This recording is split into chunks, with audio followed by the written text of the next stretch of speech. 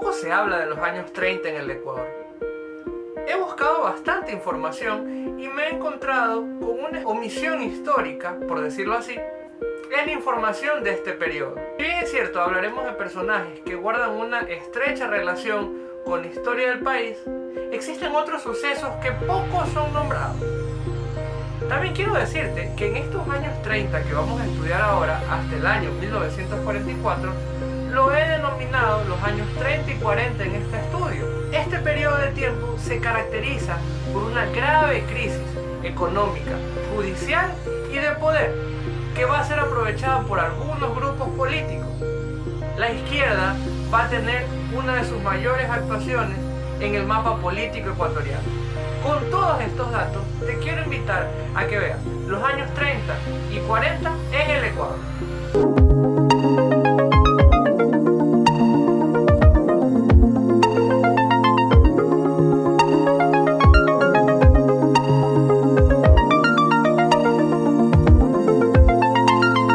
Para empezar, hablaremos acerca de las características.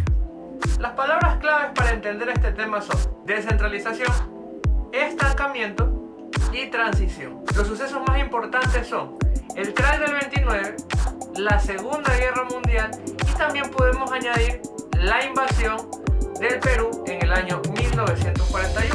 Primero, el fin del boom cacautero. Segundo, la crisis económica subsistente de este periodo que había finalizado.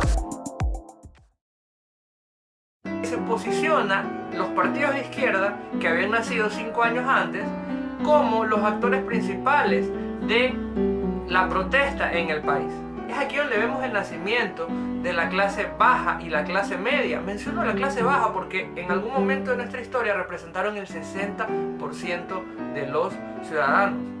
Es un número bastante alto y nos puede permitir entender qué era realmente lo que pasaba en el país. Entonces, a los personajes más importantes de este periodo hablaremos acerca de clase baja, la clase media, los grupos de izquierda, los militares, los carabineros, escritores y el feminismo indígena. Las etapas de este periodo han sido clasificadas para una mejor comprensión de la siguiente manera. La crisis económica del 30 al 34, que llevó también a una crisis política y social. El primer periodo velasquista, dictaduras civiles y militares. El primer periodo de Arroyo del Río. El conflicto con el Perú. ¿Qué iba a pasar en el Ecuador? ¿Cómo poder saber qué sucedía en esta época si hay poca evidencia? Bueno, te presento al Grupo Guayaquil. Fue un colectivo de escritores guayaquileños que desarrollaban la literatura profundamente social y trataban temas de folclore, mitología e historia de la costa ecuatoriana.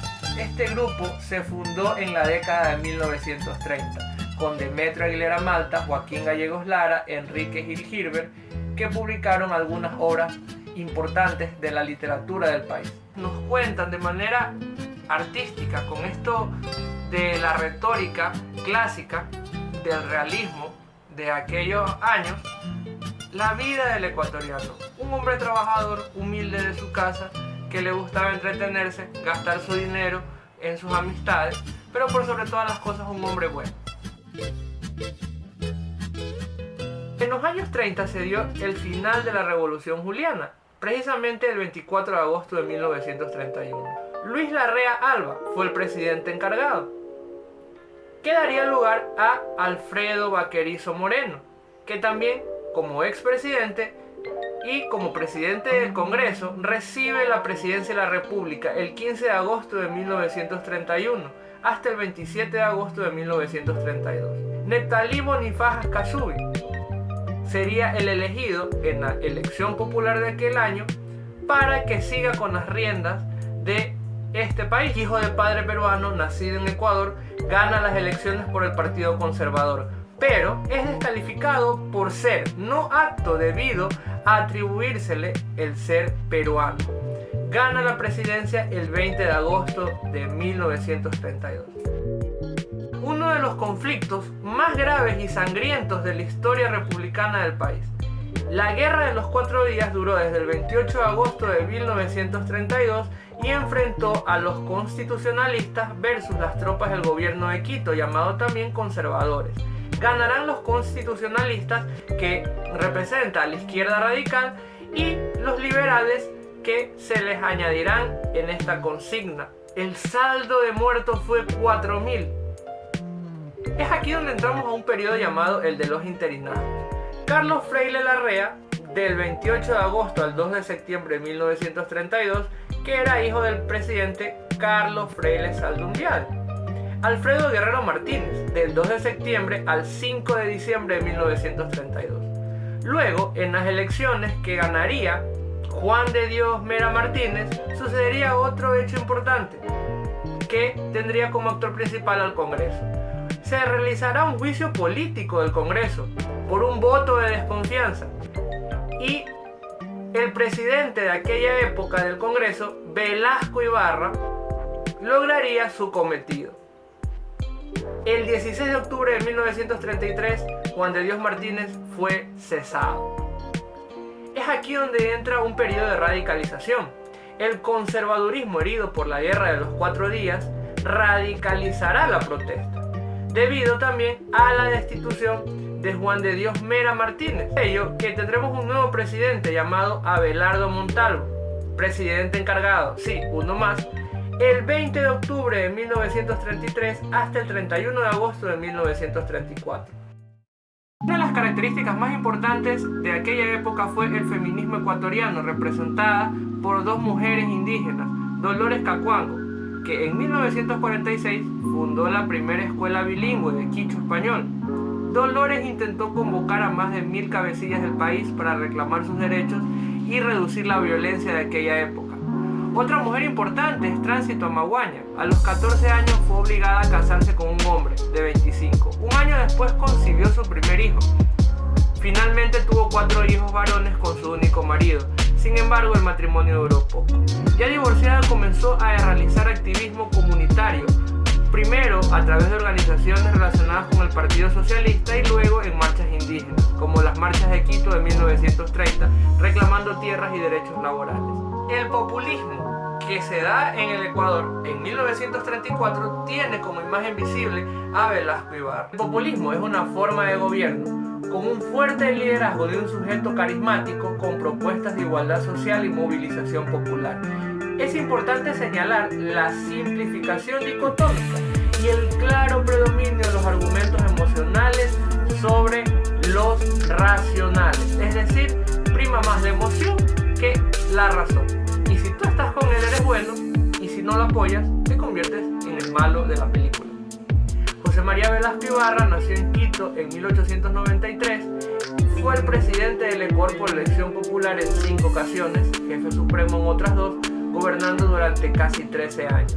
Su figura lideró la escena política ecuatoriana durante gran parte del siglo XX. Se opuso a la política imperial de los Estados Unidos, estableciendo lazos fuertes con la Revolución Cubana y su líder y amigo Fidel Castro. La primera presidencia de Velasco Ibarra tiene las siguientes características: coalición entre conservadores, liberales e izquierda, garantías a las libertades públicas, laicismo educativo en el país, oposición de la Cámara de Diputados, impulsó la agricultura con canales de riego, caminos vecinales, construyó el Colegio 24 de Mayo, la Escuela Experimental de Tumbaco, agregó canales de riego, caminos vecinales para impulsar la agricultura. De hecho, una de las obras más importantes de Velasco es la construcción de caminos en el Ecuador. Empezó el edificio del Colegio Vicente Rocafuerte, contrató la aduana y el muelle de Guayaquil. Velasco, un hombre con aparentes ideas de izquierda, pero abierto a cualquier otra tendencia política, llevó su gobierno a un extremo que se lo conoce como dictadura.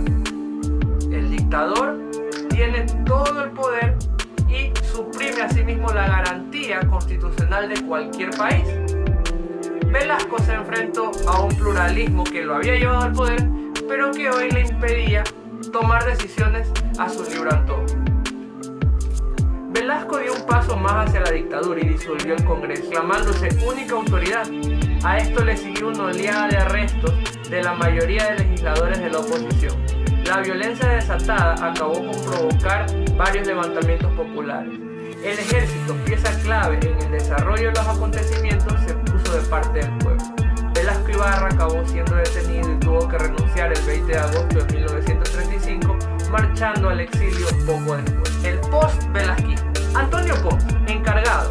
Desde el 20 de agosto de 1935, su ejercicio en el poder duró 36 días. Los militares, quienes le entregaron el poder a Pons, médico guayaquileño, luego entregarían el poder a Federico Páez, un civil, el cual aceptó el mando supremo. Censuró al velasquismo y persiguió a todo aquel que tuviera esta bandera política. Es así que, a pesar de él ser civil, tomó leyes y atribuciones de carácter militar represivo. Esto es, la Ley de Defensa Social, en la cual suprimió garantías constitucionales y permitía la persecución política. La seguridad ciudadana de su gobierno fue tendencia socialista y luego girando al fascismo por sus características. Con Federico Páez se crearía la Caja de Seguro Social de Empleados Privados, hoy llamado el IES. Promulgó la Ley Orgánica del Trabajo, reguló la huelga y establecía salario mínimo. Reforma al Código Civil en relación a los hijos varones, entre otras características. Para 1937 sería cesado por los militares, que subirían o colocarían de presidente a Gilalberto Enríquez Gallo. El 22 de octubre de 1937 disolvió la Asamblea Constituyente y se proclamó dictador. Sin embargo, en 1938 convocó una nueva Asamblea Constituyente y el 10 de agosto, ante dicha asamblea, entregó el poder de la República.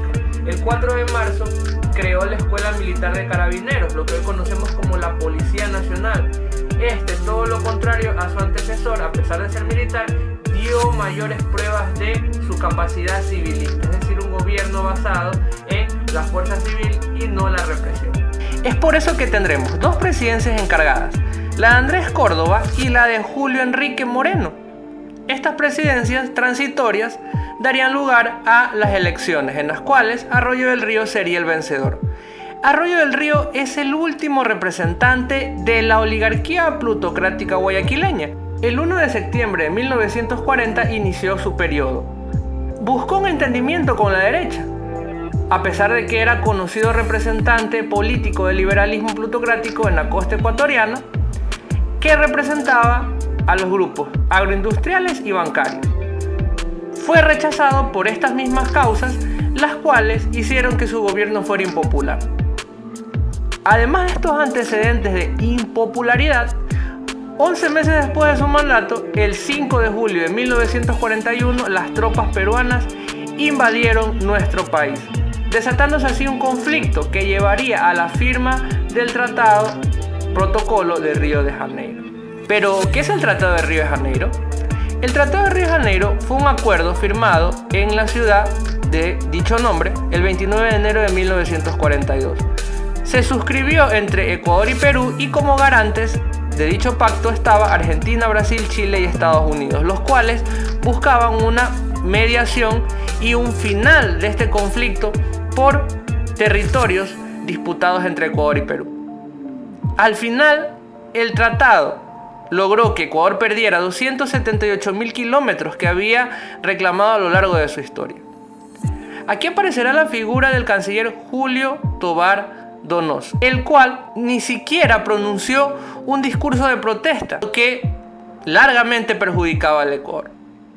El Tratado de Río de Janeiro significó para el Ecuador un duro golpe a la soberanía del país, producto de las malas negociaciones y de la política de aquella época. Dentro de las obras se da la construcción de la base de Baltra por motivo de la Segunda Guerra Mundial con el fin de apoyar a Estados Unidos en este conflicto. Se reforzó las exportaciones a Estados Unidos, impulsó la producción y creó el Banco Nacional de Fomento en 1943. Empujó la vialidad entre Cuenca, Loja, Baños y El Puyo. Fundó la Universidad de Loja y el Colegio Juan Pío Montúfar en Quito. Es así donde llegamos al año 1944. La desaprobación en el mandato de Arroyo del Río y la inclusión de las listas para las elecciones de ese mismo año motivaron a una insurrección, un levantamiento cívico y militar respaldado por el pueblo, los partidos políticos, los militares, en contra de Arroyo del Río. A esto llamaremos la Revolución Gloriosa del 28 de mayo de 1944. En el mes de abril de 1944, la idea de derrocar a Arroyo del Río ya estaba fraguándose entre los jóvenes oficiales y representantes de la ADE. El 28 de mayo de 1944, en las calles de Guayaquil, las fuerzas militares y civiles se enfrentaron en sangrienta batalla contra el grupo de carabineros del régimen arroyista. El 1 de junio de 1944, Velasco Ibarra iniciaría su segundo periodo. El segundo velasquismo estaba en marcha y tenía la obligación de cumplir con los pactos que había realizado, especialmente con el partido de la ADE, que era una coalición de partidos políticos de izquierda, izquierda radical, conservadores, representando a la derecha, y hasta liberales, había colocado a Velasco Ibarra. Así que el 1 de junio de 1944, Velasco Ibarra sería nombrado presidente, iniciando el segundo velasquismo. Y bien, hemos llegado al final de nuestro video. Si te gustó, le puedes dar like, puedes compartirlo, puedes dar me gusta. Te hago esta pregunta: ¿qué pasaría si hubieses vivido en aquella época de los 30 y de los 40? ¿Hubieses sido velasquista, liberal, de izquierda, conservador? Cuéntame, ¿cuál sería tu respuesta y por qué? Ya lo saben, este es Blog HD, donde aprendemos todos juntos. El blog del profe te espera.